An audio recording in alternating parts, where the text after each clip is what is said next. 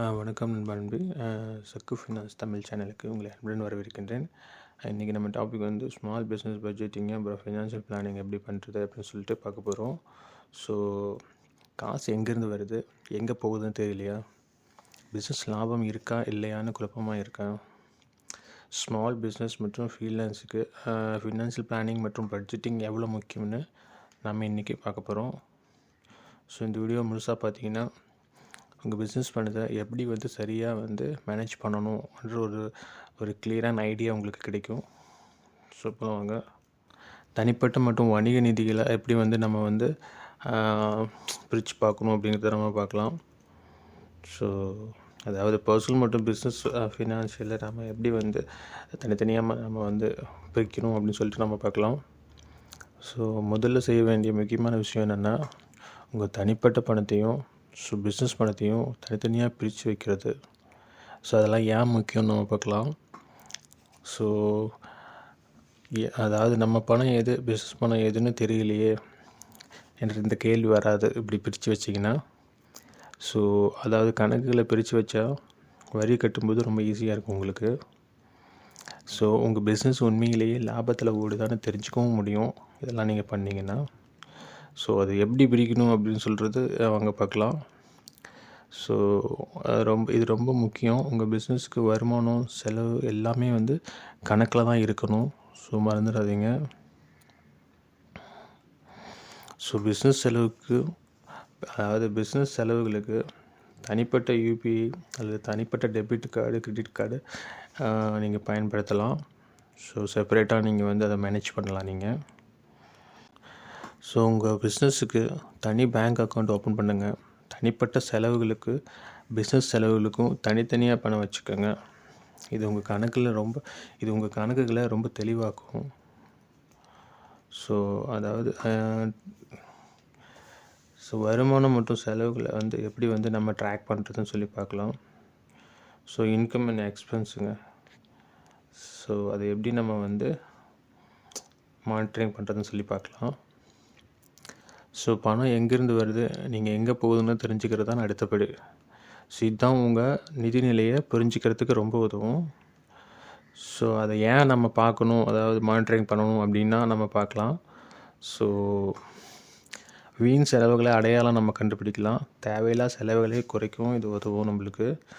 So எந்த இடத்துல அதிகமாக செலவாகுதுன்னு தெரிஞ்சால் அதை வந்து நம்ம வந்து ஈஸியாக கண்ட்ரோல் பண்ணலாம்.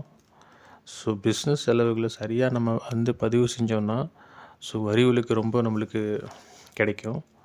ஸோ நீங்கள் பார்த்துக்குங்க அதை.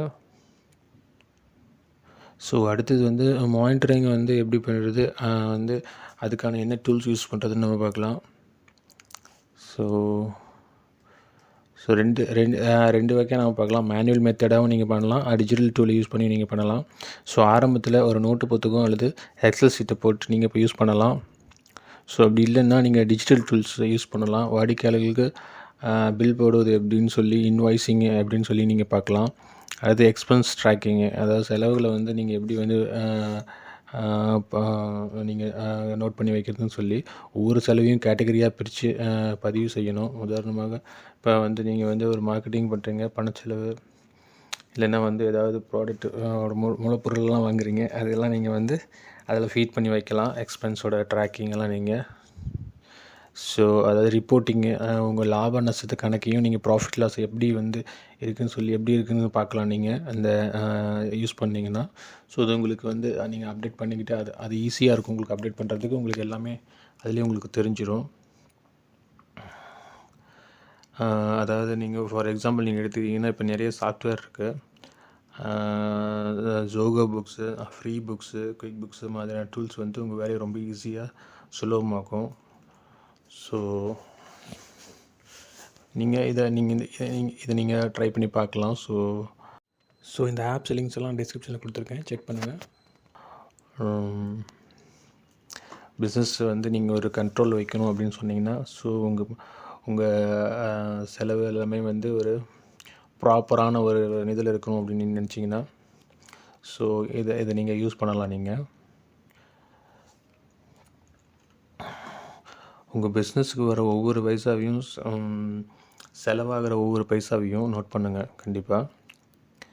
இதுக்கு எக்ஸல் சீட்டு அல்லது சில சாஃப்ட்வேர்கள் நீங்கள் பயன்படுத்தலாம் நான் சொன்ன மாதிரி. ஸோ அது உங்களுக்கு ரொம்ப யூஸ்ஃபுல்லாக இருக்கும். ஸோ அது ஒரு ஹேபிட் பண்ணி வச்சுக்கோங்க. இது உங்கள் பிஸ்னஸுக்கு ஒரு கண்ணாடி மாதிரி செயல்படும் உங்களுக்கு. ஸோ நீங்கள் என்ன பண்ணிக்கிட்டு இருக்கீங்களோ அது காட்டும் கண்டிப்பாக. ஸோ அடுத்தது பட்ஜெட்டிங் எப்படி வந்து பிஸ்னஸுக்கு பண்ணுறதுன்னு சொல்லி பார்க்கலாம் வாங்க. அதாவது கணக்குகளை கண்காணிச்சதுக்கப்புறம் ஸோ ஒரு பட்ஜெட்டை போடுறது ரொம்ப முக்கியம். இது வந்து ஒரு நிதி வரைபடம் மாதிரிங்க. ஃபினான்ஷியல் சார்ட் மாதிரி நீங்கள் பண்ணுறது. பிஸ்னஸ் பட்ஜெட்டு அப்படின்னா என்னன்னு சொல்லி பார்க்கலாம் வாங்க. உங்கள் பிஸ்னஸுக்கு எவ்வளோ வருமானம் வரும், எவ்வளோ செலவாகுதுன்னு நீங்கள் போடுற ஒரு திட்டம், இதுதான் பிஸ்னஸ் பட்ஜெட்டு. ஸோ ஏன் பட்ஜெட் போடணும்னு சொல்லி இப்போ நம்ம பார்க்கலாம். ஸோ பணத்தை வீணாக்காமல் நம்ம தடுக்கலாம் ஃபஸ்ட்டு. ரெண்டாவது பற்றாக்குறை வராமல் நம்ம பார்த்துக்கலாம். ஸோ மூணாவது எந்த இடத்துல முதலீடு பண்ணலாம்னு நம்ம தெரிஞ்சுக்கலாம். அதாவது ஒரு ரொம்ப ஈஸியான பட்ஜெட்டை நம்ம எப்படி உருவாக்குறதுன்னு சொல்லி பார்க்கலாம். ஸோ ஒன்று வந்து மாதம் எவ்வளோ வருமானம் வருதுன்னு நம்ம ஒரு கணக்கு போடுங்க. ஸோ ரெண்டாவது வாடகை, சாஃப்ட்வேரு பில்லு, இஎம்ஐ மாதம் வர செலவு, இதெல்லாம் வரும். ஸோ மூணாவது வந்து மார்க்கெட்டிங்கு, அப்புறம் மூலப்பொருட்கள் மார்க்கெட்டிங்கு, அதாவது ப்ராடக்டான வந்து மூலப்பொருட்கள், அதாவது எக்ஸ்பென்ஸ், அதாவது ட்ராவலிங் எக்ஸ்பென்ஸு மாதிரியான மாறுபாடு செலவுகள், இது எல்லாமே வேரியபிள் எக்ஸ்பென்ஸில் வரும். ஸோ நாலாவது வந்து ஒவ்வொரு செலவுக்கும் ஒரு தொகையை வந்து நீங்கள் வந்து எடுத்து வச்சுக்கோங்க. ஸோ அஞ்சாவது நீங்கள் வந்து மாதம் ஒரு தடவையாவது பட்ஜெட்டை சரி பார்த்து தேவைப்பட்டால் மாற்றிக்குங்க. உங்களுக்கு அட்ஜஸ்ட்மெண்ட்டு தேவை அப்படின்னா நீங்கள் மாற்றிக்குங்க பட்ஜெட்டை. உங்கள் பிஸ்னஸுக்கு ஒரு பட்ஜெட்டை போடுங்க. எவ்வளோ பணம் வரும், எவ்வளோ செலவாகணும் ஒரு திட்டம் போடுங்க. இது உங்கள் பணத்தை ரொம்ப கண்ட்ரோலில் வைக்கும். பிஸ்னஸை வந்து ரொம்ப க்ரோத் பண்ணுறதுக்கும் ரொம்ப வந்து ஹெல்ப் பண்ணும். ஸோ மறந்துடாதீங்க. ஸோ அடுத்தது நம்ம பார்க்க போகிறது வந்து டேக்ஸ் பிளானிங் வந்து எப்படி பேசிக்ஸ்லாம் எப்படின்னு சொல்லி பார்க்கலாம். எப்படி வந்து வரி திட்டமிடுறது அந்த மாதிரிலாம் நம்ம வந்து இப்போ பார்க்கலாம். இப்போ ஸ்மால் பிஸ்னஸ் மற்றும் ஃப்ரீலான்ஸுக்கு அதாவது வரி பற்றிய அடிப்படை புரிதல் ரொம்ப முக்கியங்க. நீங்கள் பிஸ்னஸ் பண்ணுறீங்க அப்படின்னா. ஸோ ஜிஎஸ்டி எப்படி ஜிஎஸ்டி பதிவு செய்யணும், ஜிஎஸ்டி எப்படி ஜிஎஸ்டி பில்லிங் எப்படி, இதெல்லாம் நீங்கள் வந்து கண்டிப்பாக தெரிஞ்சுக்கணும். அப்புறம் வந்து இன்கம் டேக்ஸு, ஃப்ரீலான்ஸுக்கான வரி விதிப்பு, அதை பற்றிலாம் ஃப்ரீலான்ஸுக்கு என்ன வந்து டேக்ஸை வந்து பண்ணணும், ஸோ எந்த செலவுக்கு வரி விலக்கு கிடைக்கும், ஸோ நீங்கள் என்ன ஸ்பெண்ட் பண்ணுறீங்க இதெல்லாம் உங்களுக்கு வரி விலக்கு கிடைக்கும்னு சொல்லி நீங்கள் வந்து தெரிஞ்சு வச்சுக்கோங்க. உங்கள் பிஸ்னஸ் செலவுக்குள்ளே எந்தெந்த இதுக்கெலாம் வரி நம்மளுக்கு வந்து கட்ட தேவையில்லை அப்படிங்கிறதெல்லாம் நீங்கள் வந்து தெரிஞ்சு வச்சுக்கோங்க. ஸோ அதுக்கப்புறம் வரி சேமிப்பு பள்ளிகளையும் நீங்கள் வந்து தெரிஞ்சு வச்சுக்கோங்க.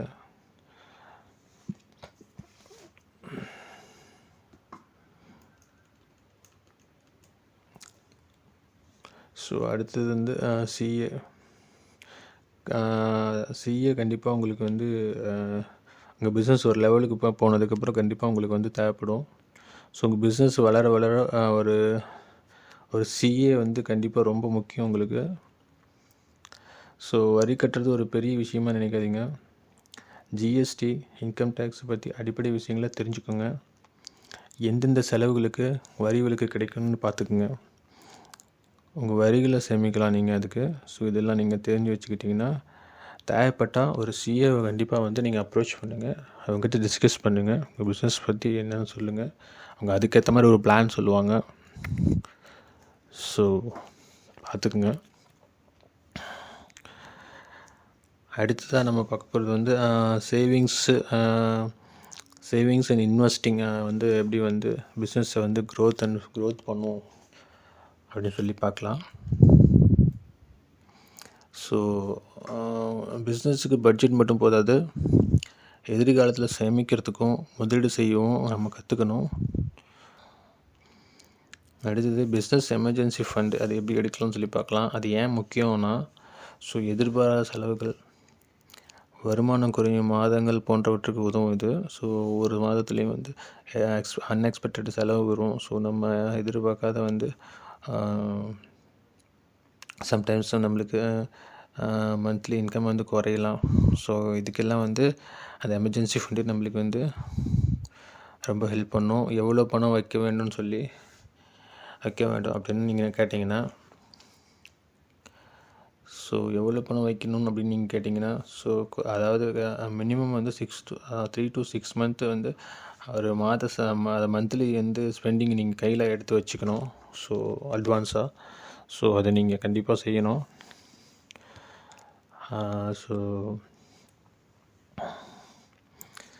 ஸோ அதாவது ரீஇன்வெஸ்டிங்கும் அடுத்தது என்னென்னா ரீஇன்வெஸ்டிங் ப்ராஃபிட், அதாவது நம்ம லாபத்தை மீண்டும் நம்ம முதலீடு செய்யணும். ஸோ பிஸ்னஸ் லாபத்தை எப்படி புத்திசாலித்தனமாக பிஸ்னஸ்லேயே முதலீடு பண்ணுறது, அதாவது ஒரு எக்ஸாம்பிள் மார்க்கெட்டிங்லேயும் நீங்கள் இன்வெஸ்ட் பண்ணலாம். நியூ சாஃப்ட்வேர்ஸு இல்லைனா ஏதாவது நியூ வந்து ப்ராடக்ட்ஸு விற்கிறீங்கன்னா, நியூ ப்ராடக்ட்ஸ், அதாவது நீங்கள் ஏதாவது ப்ராடக்ட் விற்கிறீங்கன்னா புது ப்ராடக்ட்டில் நீங்கள் இன்வெஸ்ட் பண்ணலாம். இல்லை டூல்ஸ் எதாவது தேவைன்னா புது டூல்ஸ் இன்வெஸ்ட் பண்ணலாம். அதுக்கப்புறம் நீங்கள் புதுசாக ஏதாவது கற்றுக்கணும்னு நினச்சிங்கன்னா, நீங்கள் உங்கள் பிஸ்னஸுக்காக புதுசாக எதாவது கற்றுக்கணும்னு நினச்சிங்கன்னா அதில் நீங்கள் இன்வெஸ்ட் பண்ணலாம். ஸோ இந்த மாதிரியான வந்து நீங்கள் ரீஇன்வெஸ்டிங் பண்ணுறது உங்களுக்கு ரொம்ப வந்து ஹெல்ப்ஃபுல்லாக இருக்கும் உங்கள் பிஸ்னஸை நெக்ஸ்ட் லெவலுக்கு எடுத்துகிட்டு போகிறதுக்கு. ஸோ லாங் டேர்ம், அதாவது அடுத்தது வந்து நம்ம நீண்ட கால நிதி இலக்குகள், லாங் டேர்ம் ஃபினான்ஷியல் கோல்னு சொல்லுவாங்க. ஸோ இது எப்படின்னு பார்க்கலாம். ஃபஸ்ட்டு வந்து ரிட்டைர்மெண்ட் பிளானிங்கு, அதாவது ஓய்வூதிய திட்டம், ஃப்ரீலான்ஸுக்கு இது ரொம்ப முக்கியம். ஸோ ரெண்டாவது பிஸ்னஸ் விரிவாக்கம், பிஸ்னஸ் விரிவாக்கம், அதாவது புதுசாக வந்து சொத்து வாங்குறது. ஸோ உங்கள் பிஸ்னஸ் லாபத்தை சும்மா பேங்க்கில் வைக்காமல் பங்கு சந்தை, மியூச்சுவல் ஃபண்ட்ஸு அல்லது டிஜிட்டல் தங்கம் போன்ற வழிகளில் நீங்கள் முதலீடு செய்யலாம். ஸோ ஜீரோதா, க்ரோ அல்லது வந்து அப்ஸ்டாக் மாதிரியான வந்து ஆப்பில் நீங்கள் வந்து யூஸ் பண்ணலாம் நீங்கள். ஸோ இது உங்கள் பணத்தை வளர்க்க ரொம்ப ஹெல்ப் பண்ணும். ஸோ இந்த லிங்க்கெல்லாம் நான் டிஸ்கிரிப்ஷனில் கொடுத்துருக்கேன். ஸோ இது எல்லாமே நீங்கள் படித்து பார்த்துட்டு அதுக்கப்புறம் உங்களுக்கு ஓகேன்னா நீங்கள் வந்து இதில் வந்து நீங்கள் வந்து இன்வெஸ்ட் பண்ணுங்கள். ஸோ இதில் கேர்ஃபுல்லாக பார்த்துங்க. இது எல்லாமே உங்கள் பிஸ்னஸுக்கு ஒரு எமர்ஜென்சி ஃபண்டு உருவாக்குங்க. ஸோ லாபத்தை பிஸ்னஸ்லேயே முதலீடு வந்து பண்ணி பாருங்கள். ஸோ பண்ணி பார்த்து நீங்கள் பிஸ்னஸை வளர்க்க பாருங்கள். ஸோ உங்கள் எதிர்காலத்துக்கு வந்து ஃபினான்ஷியல் பிளானிங் வந்து செய்யுங்க கண்டிப்பாக. ஸோ நம்ம எண்ட் ஆஃப் த வீடியோக்கு வந்துட்டோம். ஸோ இந்த வீடியோவில் வந்து ஸ்மால் பிஸ்னஸ் அந்த ஃப்ரீலான்ஸுக்கான வந்து அதை ஃபினான்ஷியல் பிளானிங் மற்றும் பட்ஜெட் வந்து எப்படி பண்ணுறதுன்னு சொல்லி நம்ம வந்து கொஞ்சம் டீட்டெயிலாக பார்த்தோம். ஸோ அது நம்ம இது மாதிரி பார்த்துடலாம். நம்ம என்ன வந்து இதில் வந்து முக்கிய அம்சம் அப்படின்றத நம்ம பார்க்கலாம். நம்ம ஸோ அதாவது தனிப்பட்ட மற்றும் வணிக நிதிகளை வந்து நம்ம எப்படி வந்து பிரிக்கணும் அப்படின்றதையும் பார்த்தோம். வருமானம் மற்றும் செலவுகளை எப்படி வந்து நம்ம கண்காணிக்கிறதையும் நம்ம பார்த்தோம். ஒரு பட்ஜெட் எப்படி உருவாக்கணுங்கிறதையும் பார்த்தோம். நம்ம அதாவது டேக்ஸ் பற்றி எப்படி வந்து நம்ம தெரிஞ்சுக்கிறதையும் நம்ம பார்த்தோம். ஸோ எப்படி வந்து சேவிங்ஸில் முதலீடு பண்ணணும் அப்படிங்கிறதையும் நம்ம வந்து பார்த்தோம். ஸோ இந்த ஸ்டெப்ஸ் எல்லாமே நீங்கள் வந்து ஃபாலோ பண்ண நீங்கள் ஆரம்பிச்சிங்கன்னா உங்கள் பிஸ்னஸோட ஃபினான்ஷியல் ஸ்டேட்டஸ் வந்து கண்டிப்பாக ஒரு சேஞ்சஸ் உங்களுக்கு கிடைக்கும். ஸோ நீங்கள் கண்டிப்பாக அதை ஃபாலோ பண்ணுங்கள். ஸோ பிளானிங் இல்லாமல் எதுவும் பண்ணாதீங்க. ஸோ பிஸ்னஸ் ஆரம்பிச்சிங்கன்னா ஸோ இந்த வீடியோ உங்களுக்கு பயனுள்ளதாக இருக்கும்னு நினைக்கிறேன். ஸோ லைக் பண்ணுங்கள், உங்கள் நண்பர்களுக்கு ஷேர் பண்ணுங்கள். ஸோ உங்கள் பிஸ்னஸ் ஃபினான்ஷியல் சேலஞ்ச் என்னென்னு எனக்கு கமெண்டில் சொல்லுங்கள். ஸோ மறக்காமல் சக்கு ஃபினான்ஸ் தமிழ் சேனலை சப்ஸ்கிரைப் பண்ணுங்கள் கண்டிப்பாக. ஸோ அடுத்த வீடியோவில் சந்திப்போம் நண்பா நண்பி. தேங்க்யூ.